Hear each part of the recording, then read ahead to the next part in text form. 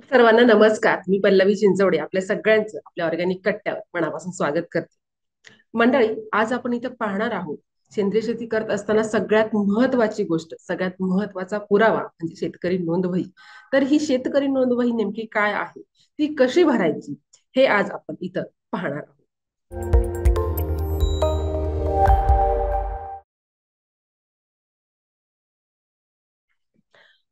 सगळ्यांना दिसत असेल अशी मी आशा करते की आज आपण परंपरागत कृषी विकास योजना जी आहे, त्यांनी जी दिलेली शेतकरी नोंदवही आहे, तर ती शेती दैनंदिनी आज आपण इथं पाहणार आहोत.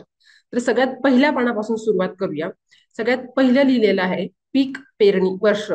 म्हणजे आता आपण समजा हा रब्बी हंगाम चालू आहे. रब्बी हंगामाकरता समजा आपण ही शेतकरी नोंदवही लिहित असू, तर रब्बी 2023-24 ते खरीप 2024 म्हणजे दोन हंगामा करता आपल्याला ही डायरी वापरता येईल. किंवा जर ह्या डायरीमध्ये आपण 3 वर्ष 4 वर्ष असे देखील ऍड करू शकतो. जेवढी आपल्याला तो ड्युरेशन आहे तेवढा ड्युरेशन आपल्याला इथं लिहायचा आहे. जर एकाच हंगामासाठी लिहिणार असेल तर रब्बी 2023-24 ते रब्बी 2023-24 असा एकच हंगाम आपण इथं लिहायचा आहे. त्याच्यानंतर पुढे आहे शेतकऱ्याचं नाव. शेतकऱ्याचं संपूर्ण नाव आपल्याला टाकायचं आहे. ट्रेसनेट कोड. कुठलाही शेतकरी आपल्याकडे ज्यावेळेस येतो त्यावेळेस आपण त्याची नोंद घेतो आणि नोंद घेतल्यानंतर त्याला आपण एएफएल मध्ये इन्क्लूड करतो. एएफएल म्हणजे approval farmer list. Approval farmer list. तर यामध्ये नोंद केल्यानंतर आपण त्याला अपेडाच्या वेबसाईट वरती ट्रेसनेट वरती अपलोड करतो. आणि जसा प्रत्येकाला आधार कार्ड क्रमांक हा युनिक मिळतो, तसा हा प्रत्येक सेंद्रिय शेती करणाऱ्या शेतकऱ्याला एक युनिक कोड मिळतो, त्याला ट्रेसनेट कोड असं म्हटलं जातं. तर हा ट्रेसनेट कोड आपल्याला इथे टाकायचा आहे. त्यानंतर पत्ता. शेतकऱ्याचा पत्ता हा आपल्याला तिथे टाकायचा आहे. आता बऱ्याच वेळा असं होतं की शेतकऱ्याचा आधार कार्ड वरती पत्ता हा वेगळा असतो आणि शेताचा जो काही पत्ता आहे किंवा 7/12 8 वर जो पत्ता आहे तो वेगळा असतो. नेहमी लक्षात ठेवायचं की नोंदवहीवरती आपण शेताची नोंदवही लिहितो, त्याच्यामुळे पत्ता हा शेताचाच असावा. त्याच्या 7/12 8 वरती जो काही पत्ता आहे तो पत्ता आपल्याला इथे लिहायचा आहे. त्याच्यानंतर मोबाईल क्रमांक, फोन क्रमांक लिहायचा आहे. हेच पहिल्या पानावरती जे लिहिलेलं आहे तेच या पानावरती देखील आहे. त्याच्यानंतर शेती दैनंदिनीची खरी सुरुवात या 2 नंबरच्या पानापासून होते. तर पहा, पीक वर्ष मगाशी मी तुम्हाला सांगितलं. शेतकऱ्याचं नाव लिहायचंय, फोन क्रमांक लिहायचंय, आधार क्रमांक लिहायचंय. कारण की क्रमांक लिहिण्याचं कारण असं, ट्रेसनेट वरती ज्यावेळेस आपण माहिती अपलोड करतो तर शेतकरी हा आधार क्रमांकाने अपलोड केला जातो. कुठलाही शेतकरी डबल 2 वेळा ट्रेसनेट वरती अपेडाच्या वेबसाईट वरती अपलोड केला जाऊ शकत नाही. कारण की एक आधार क्रमांक हा एकदाच तिथं घेतला जातो. त्याच्यामुळे तो आधार क्रमांक फार महत्वाचा आहे. ट्रेसनेट कोड टाकायचा आहे. शेतकरी गटाचे नाव. तो शेतकरी ज्या गटामध्ये आहे त्या गटाचं आपल्याला नाव टाकायचं आहे. त्याच्यानंतर गावाचं नाव टाकायचं आहे. आत्मा अंतर्गत रजिस्टर क्रमांक. आता आत्मा अंतर्गत जर त्याचा काही रजिस्ट्रेशन क्रमांक असेल त्या जिल्ह्यानुसार तो तर तिथे टाकायचा आहे.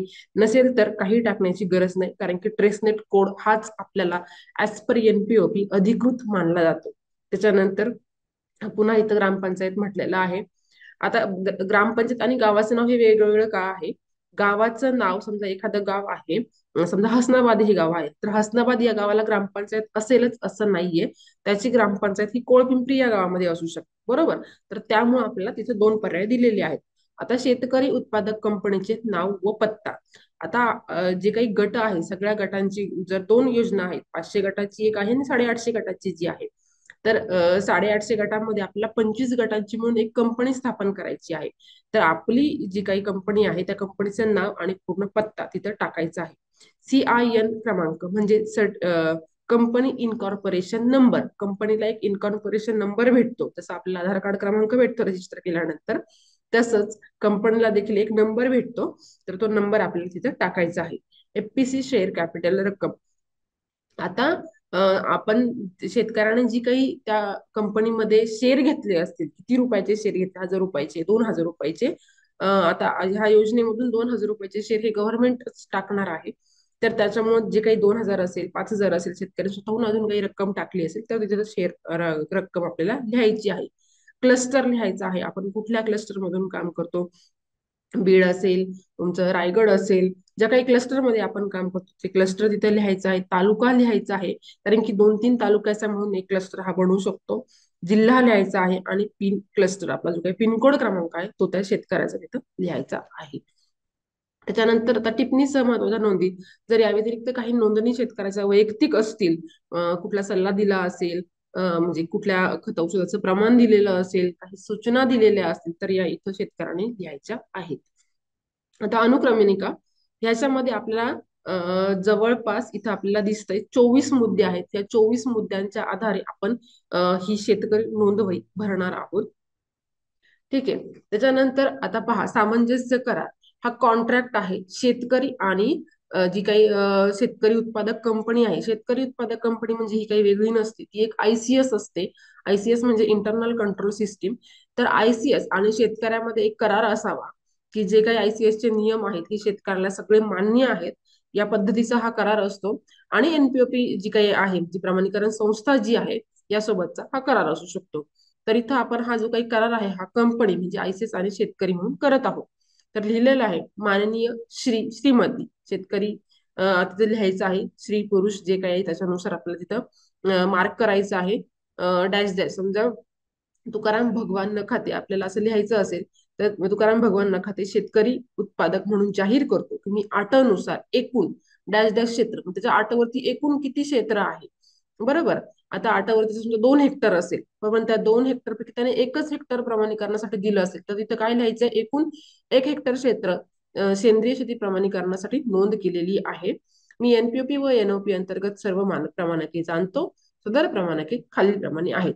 म्हणजे जी काही एनपीओपीने घालून दिलेली जी काही नियम आहेत, आयसीएस ची जी काही अंतर्गत नियम आहेत, इंटरनल स्टँडर्ड्स आहेत, ही सगळी त्याला मान्य आहेत असं तो तिथं म्हणत आहोत. मग आता आपल्याला खाली दिलेली जी काही मानके आहेत ही आपण थोडक्यात समजून घेऊया. समांतर उत्पादन घेणार नाही, नो पॅरलल प्रोडक्शन. आता पॅरलल प्रोडक्शन म्हणजे काय हे आपण एकदा समजून घेऊ. तिथं समजा एका शेतकऱ्याकडे 2 एकर शेती आहे. ही या 2 एकरापैकी त्याने एका एकरामध्ये गहू घेतलेला आहे, सेंद्रिय गहू घेतलेला आहे. ज्याने त्याने एकच एकर आपल्या सेंद्रिय म्हणून दिलेला आहे. आणि उर्वरित जे काही 1 एकर क्षेत्र आहे तर त्या 1 एकर क्षेत्रामध्ये त्याने रासायनिक पद्धतीने गहू घेतलेला आहे. म्हणजे एकाच वेळेस त्याने एकच पीक हे 2 वेगवेगळ्या पद्धतीने ज्यावेळेस घेतलं जातं तेव्हा त्याला पॅरलल प्रोडक्शन म्हटलं जातं. आणि ऍज पर एनपीओपी तिथं आपल्याला पॅरलल प्रोडक्शन घ्यायला अजिबात परमिशन नाहीये, ते रेस्ट्रिक्टेड आहे. मेजर एनसी म्हणजे जी काही मोठी चूक जी म्हणतो आपण ती तिथं होऊ शकते. त्याच्यानंतर नो पार्ट प्रोडक्शन, भागांश उत्पादन घेणारा नाही. आता समजा तिथं पार्ट प्रोडक्शन म्हणजे काय आहे, समजा त्याची 2 एकर शेती आहे. 2 एकर शेतीपैकी त्याने 1 एकर हरभरा केलेला आहे, सेंद्रिय हरभरा, आणि दुसऱ्या 1 एकरामध्ये त्याने रासायनिक गहू केलेला आहे, बरोबर. आता पॅरलल प्रोडक्शन हे अजिबातच अलाउड नाही. पार्ट प्रोडक्शन हे आपण जर चांगल्या तिथं सुविधा केल्या, ते एकमेकांमध्ये मिसळ जाणार नाही याची काळजी घेतली तर पार्ट प्रोडक्शन आपण घेऊ शकतो. पण शक्यतो आपल्याला ते टाळायचं आहे. म्हणजे त्याचं जे काही टोटल क्षेत्र आहे ते पूर्णच्या पूर्ण क्षेत्र त्याला सेंद्रियमध्ये आणण्यासाठी त्याला तिथं सांगायचं आहे. कारण की जर अर्ध अर्ध ठेवलं तर त्याच्यामध्ये बफर झोन करणं असेल किंवा मग त्याच्यामध्ये निविष्ठांची एकत्र मिसळ असेल किंवा माल तयार झाल्यानंतर तो एकत्र मिसळला जाण्याची शक्यता तिथं आपल्याला पाहायला मिळते. त्याच्यामुळं या 2 गोष्टी महत्वाच्या आहेत. त्याच्यानंतर बफर झोन आयसोलेशन डिस्टन्स, शेजारच्या शेतातलं जे काही रसायन असतील किंवा जे काही खत औषधं असतील जे आपल्याला सेंद्रिय शेतीमध्ये वापरण्यास परमिशन नाहीये, तर ती आपल्या शेतामध्ये उडून येऊ नये म्हणून या 2 शेताला विभाजित करणारं आपल्याला तिथं बांध असेल, रस्ता असेल, मोकळी जागा असेल किंवा मग उंच वाढणारी जी काही झाडं असेल तर ती लावायची आहेत. तिथं म्हटलंय की तो हे बफर झोन करणार आहे. त्याच्यानंतर non GMO crop and no chemical treated seed, म्हणजे जेनेटिकली मॉडिफाईड ऑर्गॅनिझम्स जे काही जीएमओ सीड्स आहेत तर ते याच्यामध्ये वापरायला परमिशन नाहीये. त्याच्यानंतर जे काही केमिकल ने प्रक्रिया केलेली आहे, रासायनिक प्रक्रिया केलेली जी काही बियाणं आहेत तर ते बियाणं वापरायला देखील परवानगी नाहीये. त्याच्यानंतर बघा पुढे काय म्हटलंय, शेतीची व शेतामध्ये उत्पादित केलेल्या प्रतिबंधक पदार्थापासून भेसळ होऊ नये म्हणून काळजी घ्यावी. म्हणजे जे काही रासायनिक घटक आहेत तर ते आपल्या शेतामध्ये मिसळणार नाही. त्याच्यानंतर शेतीमध्ये उत्पादित केलेल्या पिकामध्ये मिसळणार नाही याची काळजी घ्यायची. त्याच्यासाठीच आपल्याला बफर झोन करायचा आहे, स्टोरेजची वेगवेगळी व्यवस्था करायची आहे. रासायनिक खताचा वापर करणार नाही. ऑफकोर्स सेंद्रिय शेतीमध्ये अजिबात नो सिंथेटिक फर्टिलायझर वापरायला परवानगी नाहीये. कृत्रिम कीटनाशक, रासायनिक कीटनाशकांची वापरायला परमिशन नाहीये.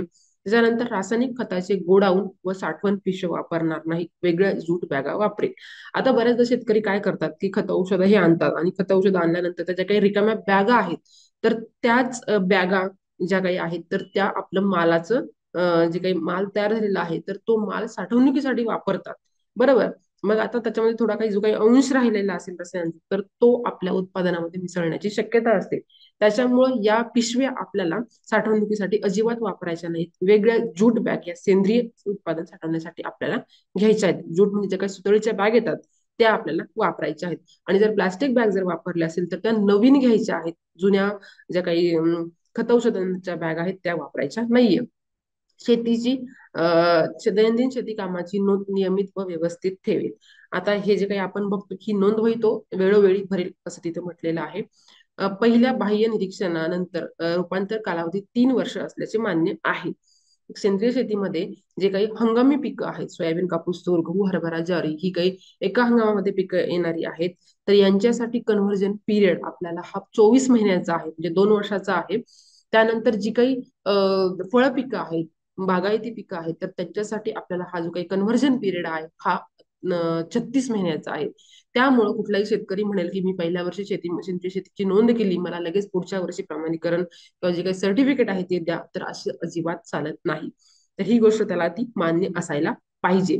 तर तिथं काय म्हटलेलं आहे पुढे, मी स्वखुशीने मान्य करतो की कंपनीशी जोडल्यानंतर व सेंद्रिय शेती प्रमाणीकरणाबाबत कंपनी बरोबर करार केल्यानंतर वेळोवेळी आवश्यक प्रमाणात सेंद्रिय निविष्ठा वापरेल. नैसर्गिक किंवा इतर कारणाने वापरलेल्या बियाणांची उगवण झाल्यास किंवा पीक कीड व रोगांनी बळी पडल्यास किंवा उत्पादनात घट आल्यास किंवा शेतीशी निगडीत जर काही नुकसान झाल्यास मी कंपनी किंवा शासनाच्या प्रतिनिधींना किंवा सेवा प्रदाता यांना जबाबदार धरणार नाही व कोणत्याही प्रकारच्या नुकसान भरपाईची मागणी मागणार नाही. असं तो तिथं सगळं मान्य करतो. वरच्या 10 गोष्टी तो मान्य करतोय आणि खालच्या जी काही कंपनीवरती कुठलाही तिथं तो काय म्हणता येईल आपल्याला की कुठलं त्याचं नुकसान झालं किंवा काय तर ते कंपनी त्याला बांधील राहणार नाही असं त्याला तिथं मान्य आहे. हा करार प्रत्येकानं शेतकरी आणि ICS सोबत करणं ही फार गरजेचं आहे. त्याच्यानंतर हे पुढं दिलेलं आहे, त्याला ह्या सगळ्या अटी मान्य असतील तो त्याने ते सगळं ते जाहीर केलेलं आहे. आता मग इथं क्षेत्र अधिकाऱ्याची सही, जो आपला फील्ड ऑफिसर असेल, क्षेत्र अधिकारी म्हणजे फील्ड ऑफिसर, तो तिथे जाऊन त्याच्या शेतकऱ्याची नोंद घेईल आणि त्यावेळेस त्यांनी तिथे स्वाक्षरी करायची, त्याचं नाव लिहायचं. ज्या दिवशी याची नोंद घेतली जाईल त्या दिवशी हा करार केला जाईल तर दिनांक तिथं आपल्याला टाकायचा आहे. शेतकऱ्याची स्वाक्षरी, नाव आणि दिनांक टाकायचा आहे. त्याच्यानंतर शेतीविषयी माहिती आता पाहूया. इथं आपलं खरं तर ही शेतकरी नोंद होई ज्या नोंदी आपण करतो तर त्या लिहायला सुरुवात झालेली आहे. तर सगळ्यात पहिलं तक्ता क्रमांक 1 सर्वे ऑब्लिक गट नंबर निहाय माहिती. आता आटानुसार एकूण किती क्षेत्र आहे त्याच्या आटावरती हे जेवढं काही क्षेत्र असेल तर ते तेवढं क्षेत्र लिहायचं आहे. अजिबात त्यांनी सेंद्रियला किती दिलंय किती ठेवलंय याचा काही विचार करायचा नाही. आटावरती जेवढं टोटल गटाचे मिळून आटावरती जेवढे काही त्याच्या नावावरती क्षेत्र आहे, जेवढे काही गट आहेत तर त्या सगळ्याचे मिळून क्षेत्र दिलेलं असतं. तर ते क्षेत्र आपल्याला तिथे लिहायचं आहे. आता खाली पहा, अनुक्रमानिका, शेताचे स्थानिक नाव इथं. आता समजा एखादं शेत आहे बरोबर, समजा जवळगाव हे गाव आहे, तर या जवळगाव गावामध्ये कुठलं तरी एखादं असं ठिकाण असेल, त्याला आपण चिंचेचा मळा म्हणू शकतो, किंवा मग झुकणी असं म्हणू शकतो, किंवा गावाकडचं शेत म्हणू शकतो, बांधावरचं, म्हणजे जी काही स्थानिक नावं आहेत तिथं, जे काही लोकल त्या भागाला ओळखलं जातं त्या गावामध्ये, तर तिथे शेताचं स्थानिक नाव लिहायचं आहे. सर्वे गट क्रमांक, तो जो काही प्लॉट त्याने दिलेला आहे तो त्याचा गट क्रमांक काय आहे तो इथे लिहायचा आहे. लागवडीखालील क्षेत्र योग्य अयोग्य, आता आपण पाहिलं तर त्या ह्याच्यावरती आटवरती दिलेलं असतं की शेतीचं क्षेत्र जे आहे आणि खराब्याचं जे क्षेत्र आहे ते दिलेलं असतं. ह्याचा आपलं कसं NPOP विशेष काही संबंध नाही. आपण जे काही क्षेत्र आहे योग्य मध्ये लिहा, बाकी अयोग्यला टॅच केलं तरी सुद्धा हरकत नाही. त्याच्यानंतर सिंचनाचे क्षेत्र, सिंचनाचा स्रोत सॉरी, तर विहीर, बोरवेल, कॅनॉल, शेततळ, मान्सून आधारित जे काही स्रोत असेल तो आपल्या इथे लिहायचा आहे. आता सिंचनाच्या स्रोतामध्ये आपल्याला ओढा, नाला, नदी, कालवा याचं पाणी वापरायला परवानगी अजिबात नाहीये. वापरत असेल शेतकरी त्याला तिथं स्पष्टपणे सांगायचं आहे, तुम्ही विहीर, बोरवेल, कॅनॉल, इथं कॅनॉल लिहिलेलं आहे पण कॅनॉल आपल्याला कॅनॉलचं पाणी आपल्याला वापरायला परवानगी नाहीये. शेततळ तुम्ही ठेवू शकता किंवा जे काही रेनफेड आहे तर ते सुद्धा चालेल इथं. त्याच्यानंतर लॅटिट्यूड आणि लॉन्जिट्यूड, अक्षांश आणि रेखांश. तर ज्यावेळेस आपण तो प्लॉट रजिस्टर करतो तेव्हा त्याचं लॅटलॉंग घेणं हे फार महत्वाचं आहे. लॅटिट्यूड म्हणजे जे काही 18, 17, 19 जे सुरू होतं 18 पॉईंट पुढे जे काही असेल ते, आणि लॉन्जिट्यूड हे 75, 76, 77 अशा पद्धतीने आपल्या भागामध्ये हे सुरू होतं. तर आता लॅटिट्यूड घेत असताना 18 पॉईंट आणि पुढचे 5 अंक घ्यायचे आहेत. लॉन्जिट्यूडचे सुद्धा सेम आहे, 76 पॉईंट आणि पुढचे 5 अंक हे आपल्याला घ्यायचे आहेत, कारण की पुढचे 5च अंक आपल्याला ट्रेसनेट वरती माहिती अपलोड करताना आवश्यक असतात. आता एखाद्या शेतकऱ्या समजा 4 प्लॉट असतील तर मग इथं आता आपण जसं पहिल्या याच्यामध्ये पाहिलं तसं 1, 2, 3, 4 सेम माहिती त्याच्या सगळ्या गटाची, सगळ्या प्लॉटची इथं लिहायची आहे. आणि एकूण क्षेत्र मग त्याने पूर्ण सगळ्या गटांचे म्हणून किती दिलेलं क्षेत्र आहे तर हे इथं आपल्याला लिहायचं आहे. आता पहा, इथं लिहिलंय जीपीएस लोकेशन घेताना शेतातील स्थिर जागेत उदाहरणार्थ विहीर, बोरवेल, जेचा पोल इत्यादी ठिकाणाहून घ्यावे. काहीही स्थिर नसल्यास ज्या ठिकाणावर उभे राहून लोकेशन घेणार आहे तिथे पक्के खून करावे, उदाहरणार्थ रंगीत दगड, बांबू, पाईप. हे कशासाठी आहे? समजा आपण शेताची नोंद केली आणि एखाद्या वेळेस ऑडिटर त्या शेतावरती आला तर तो जीपीएस लोकेशन चेक करणार आहे, कारण की शेतकऱ्याने दिलेला हा काही प्लॉट आहे हा खरंच तिथं स्थित आहे का, बरोबर. मग तो चेक कसं करेल? आपण जे काही नोंद केलेलं जे काही लॅटलॉंग आहे तर ते तिथं मॅच होतंय का हे तो पाहिल. मग मॅच होण्यासाठी ते कुठून घेतलेलं आहे लोकेशन याची तिथं मार्क असणं फार गरजेचं आहे. त्याच्यामुळे लोकेशन घेताना शेतावरती एखादं झाड असेल, विहीर असेल, बोरवेल असेल, विजेचा पोल असेल किंवा एखादा फिक्स मोठा दगड असेल, अशा ठिकाणावरूनच लोकेशन घ्यायचं आहे आणि त्याचं मार्क हे नकाशामध्ये आपल्याला करायचं आहे. पुढे नकाशा आपण कसा करणार आहोत, कसं तिथं ड्रॉ करणार आहोत ते आपण पाहणार आहोतच. पुढे पहा, शेती पद्धती. आता पूर्णपणे नैसर्गिक आणि सेंद्रिय जे काही आहे ते आपल्याला इथे लिहायचं आहे. जर PKVY 850 किंवा 500 गटामध्ये जर असेल तरी ते सेंद्रियला मार्क करायचं आहे. आणि जर आपण जैविक शेती मिशन जे काही नैसर्गिक शेती मिशन मध्ये जर असेल तर त्या नैसर्गिकला मार्क करायचं आहे. प्रमाणीकरण संस्थेचं नाव. आता जे काही आपण PKVY मधून जे काही ऍप्लिकेशन केलेले आपल्या PKVY मध्ये आपण या योजनेमार्फत हे जे प्रमाणीकरण करतो आहोत तर राज्य शासनाने ह्या सगळ्या ICAचं प्रमाणीकरण करण्यासाठी ग्रीनसर्ट इंडिया ह्या एकाच प्रमाणीकरण संस्थेला निवडलेलं आहे. त्याच्यामुळे इथं ग्रीनसर्ट इंडिया हेच नाव आपल्याला ते लिहायचं आहे. Greencert India Bio Solutions Private Limited असं त्याचं पूर्ण नाव आहे. त्याच्यानंतर प्रमाणीकरण स्थिती. पहिल्या वर्षीची नोंद असेल तर आपल्याला IC1 लिहायचंय. पहिल्या वर्षाचं दोन्ही ऑडिट पूर्ण झाले असतील तर म्हणजे खरीप आणि रब्बीचं तर तेव्हा आपण IC2 मध्ये जातो. आणि दुसऱ्या वर्षीचे ऑडिट पूर्ण झाल्यानंतर तिसऱ्या वर्षी आपण IC3 मध्ये जातो. IC1 म्हणजे in conversion first year, IC2 म्हणजे इन कन्व्हर्जन सेकंड इयर आणि IC3 म्हणजे इन कन्व्हर्जन थर्ड इयर. आता अंतर्गत नियंत्रण प्रणाली दिनांक. अंतर्गत नियंत्रण प्रणाली नोंदणी दिनांक. आता त्या शेतकऱ्यांनी त्या ICS मध्ये नोंद कधी झालेला आहे तो दिनांक दिलेला मागच्या पानावरती पण आपण पाहिलं, तोच दिनांक आपल्याला इथं लिहायचा आहे. सेंद्रिय शेतीसाठी निवडलेल्या क्षेत्राजवळ औद्योगिक कारखाना आहे किंवा नाहीये, इथं होय किंवा नाही जे असेल आपल्याला ते लिहायचं आहे. आणि असेल तर त्याचं पाणी त्याच्या शेतामध्ये मिसळली जाणार नाही याची सूचना शेतकऱ्याला देणं हे फार गरजेचं आहे. त्याच्यानंतर बघा पुढे तक्ता क्रमांक 2. आता प्रशिक्षण, सेंद्रिय शेतीबाबत घेतलेल्या प्रशिक्षणाचा तपशील इथं आपल्याला द्यायचा आहे. बरोबर. आता शेतकरी शेती करतोय म्हटल्यानंतर त्याला सेंद्रिय शेतीचं प्रशिक्षण देणे हे फार गरजेचं आहे. त्या अनुषंगाने हा तक्ता आपल्या इथं दिलेला आहे. अनुक्रमांक जे काही प्रशिक्षण असेल 1, 2, 3, 4 ते आपल्या इथे लिहायचे आहेत. प्रशिक्षणाचा दिनांक, कधी प्रशिक्षण शेतकऱ्यांनी घेतलेले आहे. आता ही जी काही नोंद शेतकरी नोंद आहे ही शेतकऱ्याने भरायची आहे, पण ती समजून कशी सांगायची शेतकऱ्याला ते आपण इथं पाहत आहोत. बरोबर. तर प्रशिक्षणाचा दिनांक, शेतकऱ्याने प्रशिक्षण कधी घेतलं त्याचा दिनांक, प्रशिक्षणाचा कालावधी 1 दिवस असेल, 2 दिवस असेल, 3 दिवस असेल किंवा मग एखादं 1 तासाचं 2 तासाचं जे काही प्रशिक्षण असेल तिथे नोंद करायची आहे. विषय काय होता तो इथं लिहायचा आहे. कुठून प्रशिक्षण घेतलं, कुठलं ठिकाण होतं, ऑनलाईन होतं, ऑफलाईन होतं, ऑफलाईन असेल तर कुठलं ठिकाणाहून प्रशिक्षण घेतलं हे प्रशिक्षण देणाऱ्या संस्थेचं नाव आपल्या इथे लिहायचं आहे. जर संस्था नसेल तर ज्या व्यक्तीनं प्रशिक्षण दिलेलं आहे त्यांचं नाव इथे लिहिलं तरी देखील हरकत नाही. त्याच्यानंतर तक्ता क्रमांक 3. जमीन व्यवस्थापन, मशागत, तपशील, कामाचे स्वरूप. जे काही आपण जमिनीचं व्यवस्थापन करतो, मशागत कशा पद्धतीने करतो तर त्याच्या नोंदी आपण या तक्त्यामध्ये करणार आहोत. बरोबर. आता मग कुठल्या कुठल्या मशागती आहेत? बांधबंदिस्ती असेल, नांगरणी असेल, ट्रॅक्टरनं नांगरणी असेल, सपाटीकरण, सऱ्या पाडणं, वखरणी. बरोबर. हे जे काही सगळं आहे तर हे याचा आपण इथे नोंदी करायची. हंगाम. आता हंगाम जर म्हटलं तर आपण ज्या हंगामाची मशागतीची नोंद आपण इथं करणार आहोत त्या हंगामाचं लिहायचं आहे. इथं समजा रब्बी 2023-24 असेल, खरीप 24 असेल किंवा समर 2024 असेल, जे काही आहे ते इथं लिहायचं आहे. समर म्हणजे उन्हाळा. शेत क्रमांक, आता कुठल्या प्लॉटमध्ये समजा 4 प्लॉट असतील तर मग पहिल्या प्लॉटचं इथं, दुसऱ्या प्लॉटचं, तिसऱ्या प्लॉटचं असं आपल्याला लिहत चालायचं आहे. पहिला जर शेत क्रमांक असेल तर इथं 1 लिहा. कामाचे स्वरूप, आता आपण यापैकी काय करतो आहे, बंदिस्ती करतोय का नांगरणी करतोय, जे काही असेल ते इथं आपल्याला लिहायचे. समजा आपण नांगरणी केली इथं, कधी नांगरणी केली त्याचा दिनांक लिहायचा आहे. लागलेली मजुरी, आता नांगरणीला काय स्त्री पुरुषांची जी काही मजुरी आहे ती लागणार नाही तर डॅश करून द्यायचं आहे. बरोबर. त्याच्यानंतर अवजाराचं नाव, आता नांगरणी करण्यासाठी नांगर लागणार, इथं आपण ट्रॅक्टर नांगर असं लिहायचं आहे. अवजारांचा खर्च, भाडे, जे काही आपल्याला खर्च लागणार आहे हे नांगरणी करण्यासाठी, तो खर्च आपल्याला समजा 2 तास गेला असेल, आपल्याला 800 रुपये प्रति तास असेल तर 1600 रुपये आपल्याला इथे द्यायचा आहे. एकूण खर्च, हे मजुरांचा जो काही खर्च आहे तो अधिक अवजारांचा खर्च आपल्याला इथं त्या शेवटच्या कॉलम मध्ये लिहायचा आहे. त्याच्यानंतर बघा जैविक कुंपण केलेले क्षेत्र. आता जैविक कुंपण केलेले क्षेत्र बघा, जैविक कुंपण म्हणजे जे काही बफर झोन आपल्याला ज्याला म्हणतो, तर तो बफर झोन हे प्रत्येकाच्या शेतावर असणं हे फार गरजेचं आहे आणि त्याच्या नोंदी या शेतकरी नोंद वहीमध्ये आपल्याला करायच्या आहेत.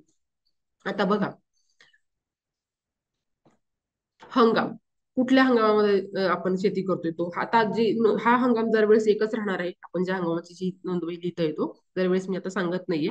जैविक कुंपण कधी केलं त्याचा दिनांक, कुठल्या शेतामध्ये केलं, आपलं जे काही प्लॉट असेल त्याच्यानुसार, पेरणी क्षेत्र हेक्टर, त्या शेतामध्ये 1 नंबरच्या शेतामध्ये किती पेरणी क्षेत्र आहे हेक्टर मध्ये लिहायचं आहे. समजा 20 गुंठे असतील तर 0.20 हेक्टर, 1 एकर असेल तर 0.40 हेक्टर. बरोबर. 100 गुंठे जर असतील तर 1 हेक्टर लिहायचं आहे. 100 गुंठ्याचा मिळून 1 हेक्टर होतो. बरोबर. तर तो तिथे लिहायचा आहे. त्याच्यानंतर पिकाचं नाव, जे काही पीक घेतल्याचं वाणाचं नाव, कुठली व्हरायटी आहे ती, वाणाचा प्रकार लिहायचा आहे आपल्याला. संकरित आहे समजा, सोयाबीन आहे. बरोबर. केडीएस 726 समजा आपण इथं लिहिलं, मग ते संकरित आहे का, देशी आहे का, सुधारित आहे. बरोबर. तर ते इथं आपल्याला लिहायचं आहे. शक्यतो आपल्याला देशी वाण ही वापरायची आहे. जर नसेल तर आपण संकरित वाण वापरू शकता, परंतु त्याच्यामध्ये रासायनिक प्रक्रिया केलेली असणार नाही याची पुरेपूर खात्री करायची आहे. बियाणं कुठून आणलं, नाव व पत्ता. आता बियाणं जर बाहेरून मार्केटमधून आणलं असेल त्यांचा पत्ता आपल्याला इथे लिहायचा आहे. जर बाहेरून आणलेलं नसेल तर घरचे बियाणे असं आपल्याला इथं लिहायचं आहे. आता बियाण्याचा खर्च, हे बियाणं आपण किती रुपयाला आणलेलं आहे याचं इथं आपल्याला नोंद करायची आहे. त्याच्यानंतर पुढे पीक पेरणी, लागवड, लावणी, लागवडीचं तपशील आपल्याला इथे लिहायचं आहे. हंगाम, त्यानंतर कधी आपण लागवड केली तो दिनांक इथे लिहायचा आहे. कुठल्या शेतामध्ये लागवड केलेली आहे ते लिहायचं आहे. एक लक्षात घ्या, याच्या खालोखाल आपल्याला हे जे काही 2-3 जे काही प्लॉट असेल तर त्याच्या नोंदी आपल्या इथं करायचं आहे. मी फक्त पहिला प्लॉट समजून सांगत आहे इथं. बरोबर. तर आता आपण तक्ता क्रमांक 4 पाहणार आहोत. त्याच्यामध्ये पीक पेरणी, लावणी, लागवडीचा तपशील दिलेला आहे. हंगाम टाकायचा आहे. ज्या दिवशी आपण लागवड करणार आहोत तो दिनांक आपल्या इथं टाकायचा आहे. कुठल्या शेतामध्ये लागवड करणार आहोत तो तिथं लिहायचं आहे. शेत क्रमांक 1, 2, 3, 4 जे काही असेल आपलं ते, किती क्षेत्रावर पेरणी करणार आहोत हेक्टर मध्ये लिहायचंय. पिकाचं नाव आणि लागवडीखालील क्षेत्र आपल्या इथं लिहायचं आहे. आता इथं मिश्र पीक आणि आंतरपीक दिलेलं आहे. तर हे काय आहे, समजा सोयाबीन जर असेल तर सोयाबीन, सोयाबीन हे पीक असेल तर त्याच्यामध्ये समजा आपण तूर हे केलं असेल. बरोबर. तर ते आंतरपीक मध्ये येतं. आता मिश्र पीक हे बऱ्यापैकी घेतलं जात नाही. मिश्र पीक म्हणजे काय आहे तर वेगवेगळ्या पिकांच्या बिया ह्या एकत्र करून मग पेरणी केली जाते. तर अशा पद्धतीने तर बऱ्यापैकी केलं जात नाही. तर आंतरपीक असेल तर ते आंतरपीक आपल्याला इथं लिहायचं आहे. याच्यामध्ये अजून एक कन्सेप्ट आहे ती म्हणजे मुख्य पीक. खरं तर इथं मिश्र पिकाऐवजी मुख्य पीक असायला पाहिजे होतं. मुख्य पीक आणि आंतरपीक म्हणजे ते पीक फक्त एकटंच पेरलेलं आहे की त्याच्यासोबत अजून दुसऱ्या पिकाची पेरणी केलेली आहे. तर जे काही असेल ते आपल्याला इथं लिहायचं आहे. जे काही सोयाबीन पेरणार आहोत त्याचं वाणाचं नाव लिहायचं आहे. परत वाणाचा प्रकार, मग अशी सांगितलं बियाणं कुठून आणलं, बियाण्याचा खर्च आपल्याला इथं लिहायचा आहे. आता तक्ता क्रमांक आपण पहा 4 पाहिला आहे. 4 आता 4 मध्ये पुढे पाहूया. पीक पेरणी आणि लागवडीचा तपशील पाहूया. आता ह्याच्यामध्ये चालू पेरणी, पीक पेरणी म्हटलं. आता चालू पेरणीमध्ये जे काही बीज प्रक्रिया असेल त्याच्यासाठी काय वापरलं आहे, लागलेली मजुरी जी आहे तर ते आपल्या इथं नोंदी करायचे आहेत. वापरलेल्या निविष्ठांचं नाव, आता बीज प्रक्रियेसाठी कुठल्या निविष्ठा वापरल्यात ते आपल्याला इथे नोंद करायची आहे. समजा ट्रायकोडर्मा वापरलं असेल, रायझोबियम वापरलं असेल, तर त्या त्याचं नाव इथे लिहायचं आहे. वापरलेलं प्रमाण 10 ग्रॅम प्रति किलो बियाणं किंवा 25 मिली प्रति किलो बियाणं, जे काही प्रमाण तुम्ही वापरलं असेल त्याचं प्रमाण इथे लिहायचं आहे. त्या निविष्ठेचा एकूण खर्च म्हणजे ट्रायकोडर्मा तुम्हाला किती लागला, त्याचा खर्च किती आहे आणि ते प्रक्रिया करण्यासाठी मजुरी किती लागली, त्याचा एकत्रित खर्च आपल्याला इथं लिहायचा आहे. आता लागलेली मजुरी पुन्हा इथं आहे. इथे काही विशेष मजुरी आपल्याला लागत नाही. ही आपण इथं या निविष्ठच्या खर्चामध्येच इन्क्लूड केलेली आहे. त्याच्यामुळे इथं टॅक्स केलं तरी सुद्धा चालेल. वापरलेल्या यंत्र शेती अवजाराचं नाव आपल्याला इथं लिहायचं आहे. म्हणजे आता जे काही अवजार आपण वापरणार आहोत तर त्याचं नाव लिहायचं आहे. अवजाराचं जे काही खर्च भाडं जे आहे ते इथे लिहायचं आहे. इतर खर्च लिहायचा आहे. आता हे जे काही आहे बघा, पीक पुढे चालू पीक पेरणी लागवडीच्या तपशीलमध्ये दिलेलं आहे. लागवडीसाठी जे काही यंत्र वापरलेलं आहे, समजा टोकन यंत्र असेल, बरोबर, तर याचं नाव इथे लिहायचंय. त्या अवजाराला किती भाडं होतं ते लिहायचं आहे. इतर त्या व्यतिरिक्त काही खर्च झाला आहे का आपला ते लिहायचं आहे. आणि एकूण आलेला खर्च किती आहे तो आपल्या इथं लिहायचा आहे. तिथं 10, 13, 18 आणि 19. आता 10 जे आहे तर ते आपल्याला बियाण्याचा खर्च जो होता इथे दिसते आपल्याला मागच्या पानावरती, तर हे 10. त्याच्यानंतर 13 म्हणजे निविष्ठेचा एकूण खर्च मजुरीसह, 16 म्हणजे लागलेली मजुरी, 17 म्हणजे यंत्राचं जे काही 18 जे काही यंत्राचं जे काही अवजाराचं भाडं आहे ते आपल्याला लिहायचं आहे. आणि इतर काही खर्च असेल तर तो आपल्याला इथं या एकत्रित लिहायचा आहे. शेरा जर काही असेल तर तो लिहायचा आहे, नाहीतर डॅश करायचा आहे. त्याच्यानंतर बघा आता पुढच्या खत व्यवस्थापन तक्ता क्रमांक 5. आता खत व्यवस्थापनामध्ये हंगाम टाकायचा आहे. कुठल्या हंगामामध्ये आपण खत व्यवस्थापन करत आहोत, कुठल्या शेतामध्ये करत आहोत, 1, 2, 3, 4, पिकाचं नाव, त्याचं जे काही लागवडीखालील क्षेत्र आहे तर ते लिहायचं आहे. खत दिल्याचा दिनांक, कोणत्या तारखेला आपण खत दिलं तो दिनांक, वापरलेल्या खताचं नाव व प्रकार. समजा शेणखत आपण वापरलं असेल तर शेणखत, बरोबर, आणि प्रकार जे ऑन फार्म जे आपण म्हणतो, जे शेतावरच जे काही बनवलेलं आहे ते असं लिहायचं. ऑन फार्म आणि ऑफ फार्म या दोन गोष्टी आहेत.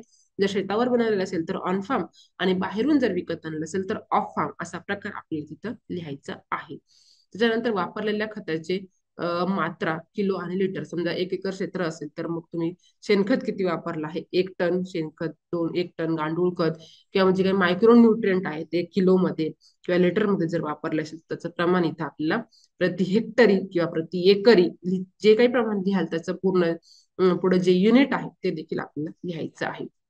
आता स्वनिर्मित अथवा खत कोठून खरेदी केलं. समजा मगाशी मी तुम्हाला सांगितलं ऑन फार्म आणि ऑफ फार्म, जर बाहेरून आणलं असेल तर त्याचा पत्ता, नाव आणि पत्ता त्या कंपनीचा इथे लिहायचा आहे. आणि जर शेतावरच तयार केलं असेल तर आपल्याला इथं स्वनिर्मित म्हणून लिहायचं आहे. वापरलेल्या खताची किंमत इथे टाकायची आहे, जी काही किंमत असेल ती. लागलेली मजुरी, ते खत शेतामध्ये पेरण्यासाठी पसरवण्यासाठी जी काही स्त्री पुरुषांची जी काही संख्या आहे ती आपल्याला इथे लिहायची आहे. वरती तुम्ही संख्या लिहा, 2 मजूर लागते, स्त्री 2 मजूर लागले तर 2 लिहा, पुरुष 4 लागले तर इथे 4 लिहा, आणि खाली तुम्ही त्यांची जी काही मजुरी आहे तर ती इथं लिहायची आहे. आणि हे दोन्हींची एकत्रित मजुरी इथं लिहायची आहे. इतर खर्च जर काही लागला असेल तर तो लिहायचा आहे. नाश्ता पाणी चहा जे काही मायनर असेल तर ते देखील आपण इथे लिहू शकतो. आणि एकूण जो काही खर्च आहे अ ब क ड, तो एकत्रित मिळून म्हणजे हे खताची किंमत आणि जी काही मजुरी आहे आणि इतर जो काही खर्च आहे तो एकत्रित आपल्याला इथं लिहायचा आहे. त्याच्यानंतर बघा पुढे 5 नंबर पाहिला आता 6, जल व्यवस्थापन. जे काही सिंचनाचं जे काही व्यवस्थापन आहे तर ते कशा पद्धतीने शेतकरी मेंटेन करतो तर त्याच्या नोंदी लिहायच्या आहेत. हंगाम, पाणी दिल्याचा दिनांक, शेताला कुठल्या प्लॉटमध्ये पाणी कधी कधी दिलं त्याच्या नोंदी करायच्या. तर पाणी दिल्याचा दिनांक, समजा 24 फेब्रुवारी 2024 ला पाणी दिलं असेल पहिल्या प्लॉटला, 24 फेब्रुवारी 2024 1 नंबरचा प्लॉट, 25 फेब्रुवारी 2024 2 नंबरचा प्लॉट, असं आपल्याला इथं लिहायचं आहे. क्षेत्र, किती क्षेत्रावरती हे पाणी दिलं, कुठल्या पिकाला दिलं, सिंचनाची पद्धत कोणती होती, तुषार सिंचन असेल, ठिबक सिंचन असेल की पाट पाणी, जे काही मोकळं पाणी आपण ज्याला म्हणतो फ्लड इरिगेशन, कुठल्या पद्धतीने दिलेलं आहे त्याची नोंद इथं करायची आहे. आता हे जे काही पाणी देण्यासाठी जी काही मजुरी लागलेली आहे ती आपल्याला इथं लिहायची आहे. विजेचा, डिझेलचा खर्च आपल्याला लिहायचा आहे. हा खर्च आपण एकदाच कॅल्क्युलेट करायचा. साधारणपणे 1 एकर क्षेत्र भिजवायला किती वीज लागते, किती टाइम लागतो, त्याला किती युनिट पडतात, एका युनिटचा खर्च किती आहे हे एकदाच विचारून घ्यायचं आहे आपल्याला. तिथं जो कोणी वायरमन असेल किंवा जो काही वीज पुरवठादार जो काही असेल त्यांना ह्याचा खर्च विचारून घ्यायचा आणि तो तिथं आपल्याला नोंद करायची आहे. इतर जर काही खर्च आपल्याला त्या सिंचनाच्या वेळेस आला असेल तर तो आपल्याला लिहायचा आहे आणि या सगळ्याची बेरीज आपल्याला इथं एकूण खर्चामध्ये लिहायची आहे. त्याच्यानंतर 7 क्रमांकाच्या पत्त्यामध्ये पाहूया आपण तण व्यवस्थापनाचा तपशील. आता हंगाम लिहायचा आहे, दिनांक लिहायचा आहे, कुठल्या दिवशी आपण तण व्यवस्थापन करतो तो दिनांक लिहायचा आहे, कुठल्या शेतामध्ये काढतो त्याचा क्रमांक लिहायचा आहे, कुठल्या पिकामध्ये त्याचं क्षेत्र किती आहे, तण काढण्यासाठी लागलेले एकूण दिवस, तर स्त्री पुरुष जेवढे काही लागतील, समजा 2 दिवस लागले आणि 2 दिवसामध्ये पहिल्या दिवशी 2 स्त्री आणि 2 पुरुष जर लागले असतील तर मग किती झाले ते 4 आणि 2 दिवस लागले तर म्हणजे एकूण 8 दिवस आपल्याला लागले. बरोबर, मग इथं 8 दिवस लिहायचे आहे.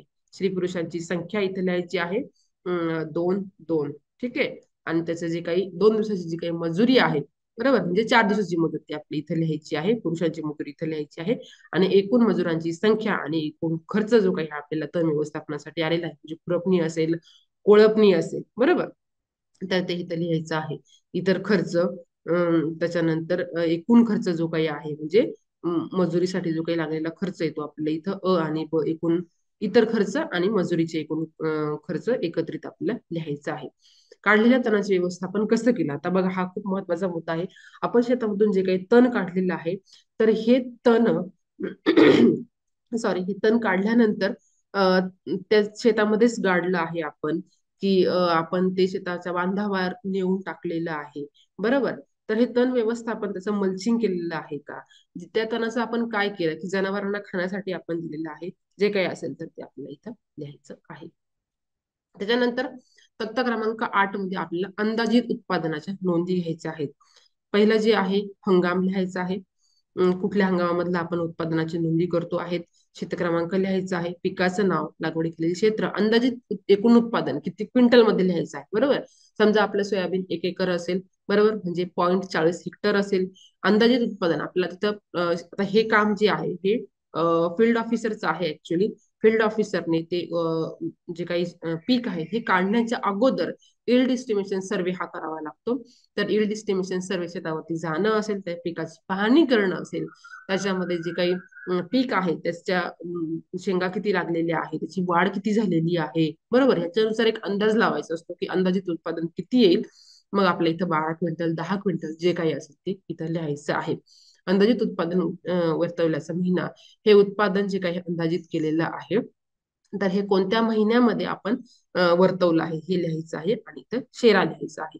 शेरामध्ये बऱ्यापैकी काही लिहिलं जाते, समजा काही तिथं पाण्याने ते पूर्णपणे खराब झालं असेल, खूप पाऊस झाला असेल, बरोबर, किंवा मग त्याला पूर्णपणे मर लागलेली असेल तर इथं आपल्याला जे काही असेल ते शेरा लिहायचं आहे, कारण की अंदाजित उत्पादन तिथं नील असू शकतं.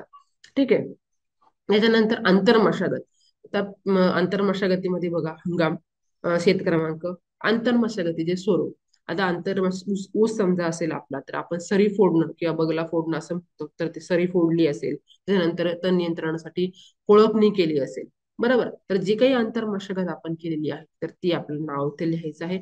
आंतरमशागतीसाठी कोणतं अवजार वापरलं, कोळपणीसाठी कोळपणं केलं असेल, सरी फोडण्यासाठी जे काही ट्रॅक्टर चालित जे काही यंत्र आहे तर ते असेल त्याचं नाव लिहायचं आहे.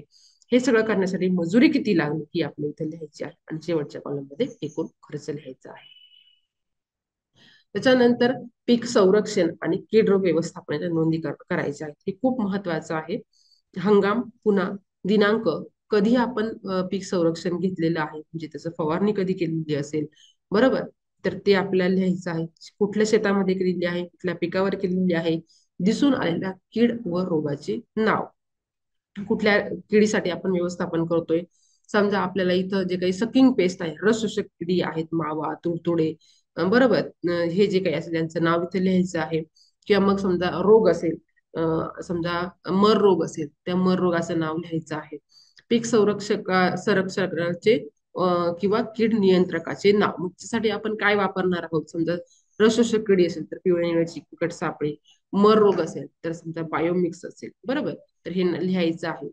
त्याच्यानंतर स्वनिर्मित पीक संरक्षक किंवा मग कीड नियंत्रक दिलेली मात्रा लिटर आणि किलो मध्ये, आपण जे काही जे काही निविष्ठा या पीक संरक्षणासाठी वापरलेली आहे तर त्याचं प्रमाण किती आहे तर हे आपल्याला इथं लिहायचं आहे. मग समजा बायोमिक्स वापरलं असेल तर 10 मिली प्रति लिटर पाणी किंवा 10 ग्रॅम प्रति लिटर पाणी. पिवळे निळे चिकट सापळे लावली असतील तर 10 पिवळे निळे चिकट सापळे प्रति एकर. बरोबर, जे काही आहे तर ते आपल्याला लिहायचं आहे. त्यानंतर पीक संरक्षण किंवा पीक नियंत्रक मात्रा कुठून आणल्या किंवा निळ चिकट सापळे बाहेरून आणल्या असेल तर त्या दुकानातून त्यांचं नाव पत्ता लिहायचं आहे. बायोमिक्स आपण कुठून आणलं किंवा मग समजा इथं आपल्याला किडीसाठी जी काही हरभऱ्यावरील जी काही घाटी अळी आहे तिचं जर करायचं असेल बरं नियंत्रण आपलं, तर इथं काय लिहायचं आहे आपल्याला घाटी अळी. त्याच्यानंतर इथं काय लिहायचं आहे निंबोळी अर्क किंवा दशपर्णी अर्क पीक संरक्षकाचे नावामध्ये आणि स्वनिर्मित लिहायचं आहे, कारण की आपण दशपर्णी अर्क निंबोळी अर्क हा शेतावरच बनवलेला असेल तर. ठीक आहे. त्यानंतर हे जे काही आहे तर याच्यासाठी लागलेली मजुरी जी काही आहे ती फवारण्याची जी काही मजुरी आहे ही आपल्याला इथं लिहायची आहे. निविष्ठांचा खर्च म्हणजे निंबोळी अर्काचा जो काही खर्च असेल तो किंवा मग पिवळे निळे चिकट सापळे असतील याचा जो काही खर्च आहे तो आपल्याला इथं लिहायचा आहे. आणि मग सगळ्याची बेरीज करून आपल्याला एकूण खर्चामध्ये नोंदी करायच्या आहेत. त्याच्यानंतर पीक काढणीचा तपशील. बरोबर, आता हे पीक काढण्याच्या जे काही नोंदी आहेत त्या आपल्याला इथं करायच्या आहेत. हंगाम, कधी पीक काढलं त्याचा दिनांक, कुठल्या शेतातून काढलं ते, पिकाचं नाव, आलेलं एकूण उत्पादन. आता पीक काढल्यानंतर आपल्याला कळतं की एकूण किती उत्पादन झालेलं आहे एकदम प्रॉपर, तर ते आपल्याला इथे लिहायचं आहे. पीक काढणी कशाने केली, यंत्र, मजूर, यंत्राचं नाव. समजा आता पीक काढणी आपण मजुरांच्या सहाय्याने केली असेल तर इथं मजूर लिहा. समजा गहू जर असेल आपण हार्वेस्टरने काढलं असेल तर इथं हार्वेस्टर लिहा. त्यानंतर जे काही कंबाईन थ्रेशर असतील त्याचं नाव लिहा. जे काही असेल तर ते यंत्र आपल्या इथं लिहायचं आहे. यंत्राचं भाडं जे असेल ते यासोबतच समजा मजुरांच्या सहाय्याने केले असेल तर मजुरांची संख्या आणि मजुरी रुपयामध्ये इथे लिहायची आहे. आणि यंत्राच्या सहाय्याने जर केलं असेल तर इथे यंत्राचं भाडं. बरोबर, म्हणजे समजा यंत्राच्या सहाय्याने जर केलं असेल तर मजुरीचे इथं डॅश येणार आहे. बरोबर, आणि जर इथं मजूर असतील तर इथे यंत्राचा इथे डॅश येणार आहे. एकूण खर्च लिहायचा आहे, या सगळ्याची बेरीज करायची अ ब क ड म्हणजे यंत्राचं मजुरांची एकूण जी काही संख्या आहे म्हणजे एकूण मजुरी आहे ती आपल्याला इथं लिहायची आहे. त्याच्यानंतर इतर खर्च हा क मध्ये येणार आहे. बरोबर, आणि हा मुद्दा जो आहे हा ड म्हणजे एकूण खर्च आहे. शेतमालाची उत्पादनाची साठवणूक कुठे केली, जे शेतावरच केली आहे की मग एकच सगळ्या शेतकऱ्यांनी मिळून एकत्रित एखाद्या गोडाऊनला केलेली आहे तर त्या नोंदी आपल्याला इथे लिहायचं आहे. आणि पुढे शेरा. त्याच्यानंतर विक्री व्यवस्थापन. आता माल तयार झालेला आहे, सगळ्या गोष्टी झालेल्या आहेत, तर याचं व्यवस्थापन, विक्री व्यवस्थापन कसं करायचं तर हे आता आपण इथं पाहणार आहोत. हंगाम, बरोबर, कुठल्या हंगामातलं पीक आपण विक्री करतोय, कुठलं पीक करतोय, एकूण आलेलं उत्पादन किती आहे. आता मागच्या तक्त्यामध्ये आपण पाहिलं 11 नंबर मध्ये. बरोबर, हे जे काही एकूण आलेलं जे काही उत्पादन आहे तर तेच आपल्याला इथं लिहायचं आहे. आता त्याच्यापैकी साठवणूक किती केलेली आहे त्या गोदामामध्ये त्याची नोंद इथे लिहायची आहे. समजा 10 क्विंटल असेल साठवणूक पण आपण तेवढीच केली आहे 10 क्विंटल लिहा.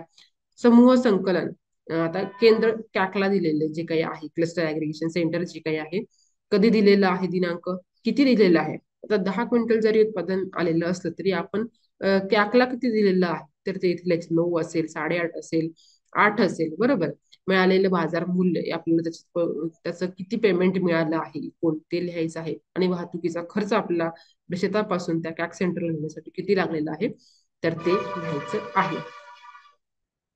आता त्याच्यानंतर इतर ठिकाणी केलेली विक्री, समजा आपण आपल्या जे काही एफपीसी असेल एफपीसी ला सोडून जर इतर ठिकाणी दिलं तर ते कधी दिलं, किती विकलं, आपल्याला किती पैसे मिळाले आणि वाहतुकीसाठी किती खर्च आला हे लिहायचं आहे. आता एकूण खर्चाच्या ज्या काही नोंदी आहे वाहतुकीचा खर्च दोन्ही ठिकाणचा तर तो आपल्याला इथं लिहायचा आहे. त्यानंतर स्वतःसाठी वापरलेला साठा. आता मगाशी मी तुम्हाला म्हटलं आपल्याला 10 क्विंटल जर उत्पादन आलेलं असेल तर समजा आपण बियाण्यासाठी जर ठेवलेलं असेल तर समजा 1.5 क्विंटल ठेवलं, 1 क्विंटल ठेवलं, हे इथं लिहायचं आहे. बरोबर, त्याचं पण काहीतरी मूल्य असणार आहे. बरोबर, तर ते लिहायचं आहे. आणि वाहतुकीसाठी म्हणजे ते आपल्या घरी ठेवण्यासाठी शेतातून आपल्या घरी नेण्यासाठी किती खर्च लागला ते आपल्याला इथं लिहायचं आहे. त्यानंतर एकूण उत्पादन खर्च. आता आपण तक्ता क्रमांक 3 पासून तर तक्ता क्रमांक 12 विक्री व्यवस्थापनापर्यंत जेवढी काही आपल्याला खर्च लागलेला आहे. बरोबर, पिकाचं नाव इथं बघा खर्च 1 2 3 4 8 पर्यंत दिलेलं आहे. पिकाचं नाव म्हणजे सोयाबीन असेल, कापूस असेल, तूर असेल, गहू, हरभरा, ज्वारी, जे काही पिकं आहेत त्या पिकांना अनुक्रमे खाली किती किती खर्च आलेला आहे तर हा खर्च आपल्याला इथं लिहायचा आहे. आणि शेवटचा एकूण खर्च याच्यामध्ये आपल्याला नोंद करायचा आहे. आणि पिकाला मिळालेली किंमत जी आहे तर ती या कॉलम या रो मध्ये आपल्याला टाकायची आहे. आणि मग याच्यानुसार आपल्याला किती नफा मिळालेला आहे म्हणजे आपला जो काही विक्री करून मिळालेला पैसा वजा आपल्याला जो काही खर्च आलेला आहे तो करता आपला जो काही निव्वळ नफा आलेला आहे तो आपल्याला इथं नोंद करायचा आहे. त्याच्यानंतर बघा आता उत्पन्नाचा तपशील. आता उत्पन्नाचा तपशील आपल्याला इथं लिहायचा आहे. शेतमाल वार्षिक उत्पादनाचं करतोय आता आपण. शेतमाल विक्रीपासून मिळालेले उत्पादन तक्ता क्रमांक 12 नुसार आता इथं आपण जे काही आहे एकूण जे काही मिळालेली किंमत आहे तर ती आपण इथं घेणार आहोत फक्त पिकाच्या विक्रीपासून, बरोबर आहे, म्हणजे काही उत्पादन आहे त्याच्या विक्रीपासून. त्यानंतर शेताच्या दुय्यम उत्पादनापासून समजा सोयाबीन आपण पेरलं होतं, बरोबर, ते सोयाबीनची मळणी केल्यानंतर सोयाबीन विकलं, उरलेला जो काही भुसा असेल त्या भुसाला पण काहीतरी किंमत असेल तर ती आपण कोणाला विकलं असेल, हरभऱ्याचं जे काही भुसा येतो तो विकला असेल, बरोबर, जे काही बाय प्रोडक्ट जे आहे तर त्याच्यापासून जे काही आपल्याला मिळालेलं आहे त्याची किंमत लिहायची आहे. पशु व्यवसायापासून जनावरांचं जे काही दूध असेल, बरोबर, शेण असेल, गोमूत्र असेल, हे विकून आपल्याला जो काही फायदा मिळालेला आहे तर तो आपल्याला इथं रुपयामध्ये लिहायचा आहे.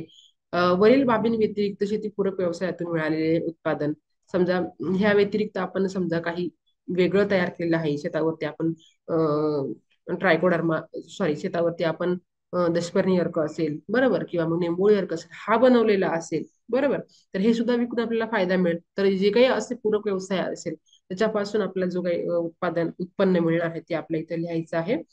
आणि इतर उत्पन्न जे काही शेतामधून शेतीपूरक व्यवसायातून जे काही उत्पन्न मिळणार आहेत तर ती एखादे कोंबडी पालन केलं असेल तर त्याच्यातून ते कोंबडी खत असेल, अंडे असतील, हे सुद्धा आपण इथं घेऊ शकतो. मग एकूण वर्षभरामध्ये आपल्याला शेती आणि शेतीशी निगडीत सगळ्या पर्यायांमधून जे काही उत्पन्न मिळालेलं आहे त्याची नोंद आपल्याला करायची आहे. त्याच्यानंतर कृषी यंत्र सामग्रीची माहिती आपल्याला इथं लिहायची. आपल्या शेतावरती आपण ज्या काही यंत्रसामग्री वापरणार आहोत तर त्यांच्या नोंदी आपल्याला इथं करायच्या आहेत. तर पहिल्या बघा शेती अवजारांची प्रक्रिया केंद्र, धान्य सफाई यंत्राचं नाव. आता आपण शेतामध्ये जी काही अवजारं वापरणार आहोत त्या सगळ्यांची नावं आपल्याला इथे लिहायची आहेत, बरोबर. त्याच्यानंतर शेती अवजारांची प्रक्रिया केंद्र, धान्य सफाई यंत्रांची संख्या. आता आपण समजा इथं लिहिलं मळणी यंत्र तर मळणी यंत्र आपल्याकडे किती आहेत? एक. फवारा, बरोबर, इथं लिहायचं 2, 3 जे काही असेल ते. त्यानंतर वखरणी जे काही ट्रॅक्टरला लावलं असते तर ट्रॅक्टर पण लिहायचं आहे आपल्याला. किंवा त्याच्यानंतर कापणीसाठी विळा, कोयते जे काही असेल त्याची संख्या किती आहे, खुरपे, त्याच्यानंतर कोळपणी यंत्र, बरोबर. तर हे सगळं आपल्या इथं त्याची संख्या लिहायची आहे, ह्याच्यामध्ये नाव त्याची संख्या. त्यानंतर शेती अवजारांची किंवा प्रक्रिया धान्य सफाई यंत्र इतर शेतकऱ्यांना भाडेतत्वावर दिली जातात किंवा नाही. आता या जे शेतकरी ही नोंदवही भरत आहेत तर त्याची जी काही ही यंत्र आहेत तर तो दुसऱ्या शेतकऱ्यांना भाडेतत्वावर देतो का, हो किंवा नाही, हे लिहायचं आहे. आणि पुढच्या कॉलम मध्ये काय म्हटलंय की ही जी काही अवजार आहेत तर ती दुसऱ्या कुठल्या शेतकऱ्याकडून त्याने भाडेतत्वावर घेतली आहेत का, हो किंवा नाही, याच्यामध्ये आपल्याला इथं लिहायचं आहे. त्याच्यानंतर पुढे आहे शेरा. त्यानंतर पशुपालन व्यवसायाच्या नोंदी आपल्याला करायच्या आहेत. अनुक्रमे आपल्याकडं पशुधन किती आहे, बरोबर, म्हणजे गायी किती आहेत, म्हशी, इथे म्हशींची संख्या लिहायची आहे. त्याच्यानंतर कोंबडी, शेळी, बरोबर, बैल जे काही आहे त्या सगळ्यांची नाव आपल्या इथे लिहायची, त्यांची एकूण संख्या किती लिहायची ती आहे ते. आणि एक पैकी दुधाळ समजा 4 गायी असतील, बरोबर, गायी 4, त्याच्यापैकी दूध देणारे 2, बरोबर. कोंबडी 10 कोंबड्या असतील, इथं कोंबडी 10, अंडी देणाऱ्या 8, बरोबर. मांसासाठी समजा शेळ्या असतील 15, बरोबर, इथं शेळी 15 आणि मांसासाठी आपण किती वापरतो त्याच्यापैकी 3, 4, 2 जे काही असेल ते लिहायचं आहे. जनावरांचा चाराचा स्रोत आपल्याला लिहायचा आहे, घरचा आहे की बाहेरचा. आता घरचं म्हणजे जे काही आपण मका, ज्वारी जे काही आहे ते आपण त्यांना देतो ते घरचं आहे. बाहेरचं जे काही आहे पेंड दिली जाते, बरोबर, किंवा मग चाराच डायरेक्ट बाहेर विकत आणला जातो तर अशा वेळेस तर बाहेरचा मार्क करायचा आहे. परंतु सेंद्रिय शेतीमध्ये जनावरांना जो काही चारा आहे हा शेतावरचाच असावा असा नियम आहे. त्याच्यामुळे आपल्या शक्यतो शेतकऱ्याला घरचाच चारा वापरा असं सांगायचं आहे. माती व पाणी परीक्षण अहवाल. आता माती परीक्षण पाणी परीक्षणाचा जो काही अहवाल असेल त्याची जर तपासणी केली असेल तर तो अहवाल देखील आपल्याला या शेतकरी नोंदवहीला जोडायचा आहे. त्यानंतर शेतनकाशा. आता हा शेतनकाशा आपल्याला इथं काढायचा आहे. खरीपचा, रब्बीचा, उन्हाळी, बारमाही जो काही आहे तो नकाशा काढायचा आहे. त्याची नकाशाची सविस्तर माहिती द्यायची आहे. शेतकऱ्याचं नाव, अक्षांश, रेखांश लिहायचा आहे. सूची जी काय आहे म्हणजे पिकाचं पीक जे आहे ते कुठल्या मार्कने आपण दर्शवलेलं आहे, प्लॅटलॉन कुठून घेतलेलं आहे ते. आता मी तुम्हाला इथे एक मिनिटात एक नकाशा दाखवते. हे पहा, आता हा एका शेतकऱ्याचा नकाशा आहे समजा. ही एक आमची ICS आहे. त्याच्यामध्ये फार्मरचं नाव लिहिलेलं आहे, त्याचा ट्रेसनेट कोड इथे लिहायचा आहे. त्यानंतर त्याचा ऍड्रेस लिहायचा आहे. फील्ड नंबर, आता फील्ड नंबर म्हणजे त्याचं जे काही गटाचं नाव आहे ते लिहायचंय. त्या गटामध्ये किती नंबरचा प्लॉट आहे, समजा एखादा 73/2 हा एक गट क्रमांक आहे. त्याच्यामध्ये त्याचे 4 प्लॉट असू शकतात, बरोबर. P1, P2, P3 हे आम्ही आमच्या पद्धतीने केलेलं आहे. ऑर्गॅनिक क्षेत्र किती आहे हेक्टर मध्ये लिहिलेलं आहे. त्याचा स्टेटस आहे ऑर्गॅनिक ICS रजिस्टर पहिल्याच वर्षी आलेलं आहे, त्याच्यामुळे ICS रजिस्टर अजून ऑडिट झालेलं नाहीये, बरोबर. इयर जे आहे ते लिहायचं आहे 2023 खरीप. त्याच्यानंतर पिकाचं नाव इथं तुती आहे, जे काही पिकाचं नाव आहे. लॅटलॉंग इथं लिहिलेलं आहे, तुम्हाला दिसतंय. त्याच्यानंतर GPS लँडमार्क नियर शेड म्हटले. आता बघा, आता इथे शेडच्या जवळून त्याने GPS लोकेशन घेतलेलं आहे, त्याच्यामुळे इथं लिहिलेलं आहे. आता नकाशा लिहित असताना ज्या काही दिशा आहेत त्या आपल्याला चारही बाजून टाकायच्या आहेत.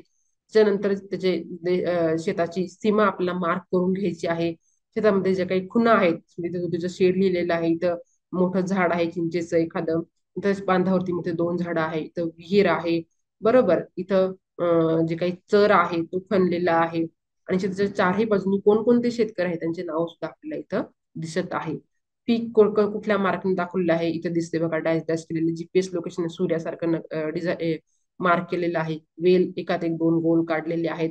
बाकीच्या आपण डॅश केलेलं आहे. म्हणजे जे काही तुम्ही नकाशामध्ये दाखवाल ते अशा पद्धतीने दाखवायचं आहे.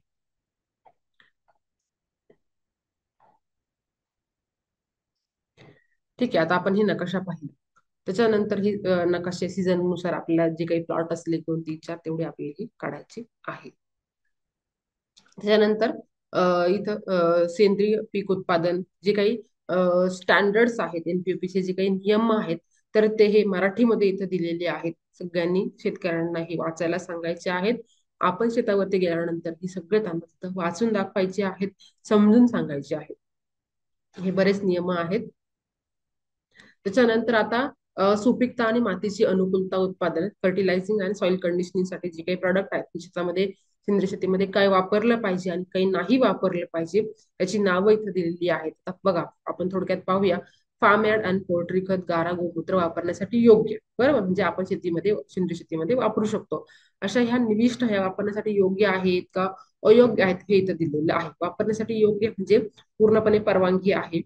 त्याच्यानंतर बघा, आता इथं दिलेलं आहे प्रतिबंधित एक दिलेलं आहे. जे कारखाना उत्पादित शेणखत, गारा, गोमूत्र प्रतिबंधित म्हणजे ते अजिबातच वापरायला परवानगी नाही. त्याच्यानंतर निर्बंधित, आता बघा इथं दिलेलं आहे एक शेणखत, गारा, गोमूत्र योग्य प्रमाणात सौम्य केलेलं, काय म्हटलंय निर्बंधित म्हणजे त्याच्यावरती आपण काही प्रक्रिया करून किंवा थोड्याफार प्रमाणात त्याच्यामध्ये जे काही त्याचं कंपोजिशन आहे ते चेंज करून आपण ते वापरू शकतो. म्हणजे निर्बंधित, बरं. म्हणजे प्रतिबंधित म्हणजे अजिबात वापरायचं नाही. प्रतिबंधित म्हणजे अजिबात वापरायचं नाही. निर्बंधित म्हणजे थोड्याफार प्रमाणात मध्ये त्याची जी काही कंपोजिशन आहे ते आपण बदलून वापरू शकतो. आणि वापरासाठी योग्य म्हणजे ते वापरायला पूर्णपणे परवानगी आहे. आता इथं अजून एक दिसतंय वापरासाठी अटी. आता वापरासाठी अटी जे काय आहे हे आपला ज्यावेळेस आपण ते प्रोसेस करतो, तर प्रोसेस आता बघा हे मांस, हडे, पिसे यापासून बनवलेली जी काही खतं आहेत, बरोबर. तर ती विदाऊट प्रिझर्वेटिव्ह जी आहेत, तर विदाऊट प्रिझर्वेटिव्ह आपल्याला ती वापरायची आहेत, बरोबर. तर म्हणजे त्याच्यामध्ये जे काही अटी आहेत तर त्या अटी काही घालून दिलेल्या असतील त्याचे आपल्याला मान्य करूनच मगच त्या वापरायच्या आहेत. सेंद्रिय फार्म युनिट बाहेरील उत्पादित निविष्ठांसाठी अटी लागू असतील. म्हणजे जे काही बाहेरील निविष्ठ आहेत त्यांची तुम्हाला जे काही प्रमाणीकरण संस्था आहे त्यांच्याकडनं परवानगी घ्यावी लागेल. परवानगी असेलच तरच ती वापरता येतील, म्हणजे ही अट तर घालून दिलेली आहे, बरोबर. त्याच्यानंतर खाली बघा खनिजे व खनिज उत्पादन निविष्ठा, त्याच्या पण अटी घालून दिलेल्या आहेत, हे पण त्याच पद्धतीने आहे. त्याच्यानंतर ही जी काही ICS लेव्हलची जी काही इंटरनल स्टँडर्ड्स म्हणतो, NPOP चे तर काही नियम आहेतच, त्यासोबतच ICS चे ही नियम आहेत, तर ते देखील इथं दिलेले आहेत. हे शेतकऱ्याला तिथं सांगणं आणि समजून देणं हे फार महत्वाचं आहे. त्यानंतर प्रक्षेत्रावर भेट देणाऱ्यांच्या नोंदी व अभिप्राय आपल्याला द्यायचा आहे. दिनांक, भेट दिलेल्या कधी भेट दिली, बरोबर, त्या अधिकाऱ्याचं नाव, फील्ड ऑफिसर असेल, इंटरनल इन्स्पेक्टर असेल, एखादा ऑडिटर असेल, आयसीएस मॅनेजर असेल, जे काही आयसीएसचा कर्मचारी असेल तो, त्याचं नाव आपल्याला इथे लिहायचं आहे. शेरा, आता शेरामध्ये आपल्याला इथं भेट कशा करता दिली आहे, बरोबर, शेतकरी नोंदणीसाठी केलेली आहे, की अंतर्गत तपासणीसाठी केलेली आहे, की इल्ड इस्टिमेशनसाठी अंदाजित उत्पादनासाठी केलेली आहे, की ऑडिटसाठी, जे काही असेल ते आपल्याला इथे लिहायचं आहे. आणि इथं त्या फील्ड ऑफिसरची, इंटरनल इन्स्पेक्टरची, जो कोणी असेल त्याची सही आपल्याला करायची आहे. फक्त कार्यालयीन वापरासाठी दिलेलं आहे. म्हणजे शेतकऱ्यांनी ही जी काही नोंदवही आहे ही पूर्ण केल्यानंतर तपासण्यासाठी जी काही मान्यता समिती असते तर या मान्यता समितीचं साठी दिलेली आहे. म्हणजे त्यांनी तपासून केलं, सगळ्याला मान्यता दिलेली आहे असं याचा व ते दिलेलं आहे. त्यानंतर जे काही शेतकऱ्याचा नोंदणी अर्ज आहे तर तो कसा असावा हे फॉर्मॅट दिलेला आहे, ज्यामध्ये शेतकऱ्याचा काही रोल नसतो. हा जो काही नोंदणी अर्ज आहे हा आयसीएस लेवलला आपल्याला मेंटेन करावा लागतो. याच्यामध्ये आपण मगाशी सांगितलं त्या पद्धतीने इथं माहिती लिहायची आहे. हे मगाशी आपण सगळं इथं पाहिलेलं आहे. जनावरांचा तपशील वगैरे, प्रक्षेत्र माहिती कशी भरायची. आता इथं बघा अजून एक इथं मुद्दा महत्वाचा आहे. प्रतिबंधित पदार्थ वापरल्याची अंतिम तारीख, म्हणजे शेतकरी ज्यावेळेस आपण नोंद करून घेतो तेव्हा त्याने शेवटचं रसायन, शेवटचं जे काही सिंथेटिक फर्टिलायझर आहे, इन्सेक्टिसाइड, पेस्टिसाइड, हे शेवटचं कधी वापरलं होतं त्याचा दिनांक हा लिहायचा आहे. आणि हा दिनांक त्याला सांगायचा आहे की हा दिनांक तुमचा शेवटचा आहे, कारण ऑडिटर आल्यानंतर शेतकऱ्याला विचारतात शेवटचं रसायन तुम्ही कधी वापरलं होतं, बरोबर. त्याच्यामुळं हा दिनांक इथं लिहायचा आहे. पिकाची, शेतपिकाची सध्याची माहिती, मुख्य पिकाचं नाव, आंतरपिकाचं नाव, शेत क्रमांक, लागवडीखाली क्षेत्र, ओलिता आहे की कोरडवाहू आहे. समजा आपण सिंचनाची व्यवस्था असेल तर ओलिता खाली लिहितो, आणि कोरडवाहू म्हणजे पावसावर येणार असेल तर इथं कोरडवाहू लिहितो. आता खाली लिहिलेलं आहे, आपल्याला सेंद्रिय शेती व प्रमाणीकरणाची माहिती आहे का, होय, तर ही आपल्याला माहिती कुठून मिळाली हे लिहायचं आहे. प्रमाणीकरणासाठी तुम्ही तुमची शेताची नोंद कधी केली होती, कुठे केली होती, तुम्ही एखाद्या शासकीय किंवा अशासकीय एजन्सीचे लाभार्थी आहात का, जे काही असेल तर ते लिहायचं आहे. आणि मग इथं त्याचा जो काही जाहीरनामा आहे तो तो इथं करत आहे, आणि शेतकऱ्याची सही. अशा प्रकारे तो ऍप्लिकेशन फॉर्म आपल्याला शेतकऱ्याचा भरून घ्यायचा आहे. ठीक आहे. तर मंडळी, आपण अशा पद्धतीने ही शेतकरी नोंदवही कशी भरायची तर हे पाहिलं. तर ही माहिती तुम्ही अगदी परत परत पहा, कारण की एक दोन वेळा पाहिल्यानंतर ती समजणार नाही. ज्यावेळेस आपण दोन तीन वेळा पाहतो तेव्हा परिपूर्ण आपल्या लक्षात येईल. आणि जर लक्षात नाही आलं पुन्हा बॅक जाऊन पुन्हा ते पाहून घ्या. तर अशा पद्धतीने आपण ही पूर्ण शेतकरी नोंदवही कशी भरायची हे पाहिलं. या व्यतिरिक्त जर तुम्हाला काही अडचणी असतील तर तुम्ही नक्कीच कमेंटमध्ये मला कळवू शकता. आपण त्याच्यावरती पुन्हा व्हिडिओ बनवूया. तर चला भेटूया पुढील व्हिडिओमध्ये. तोपर्यंत धन्यवाद.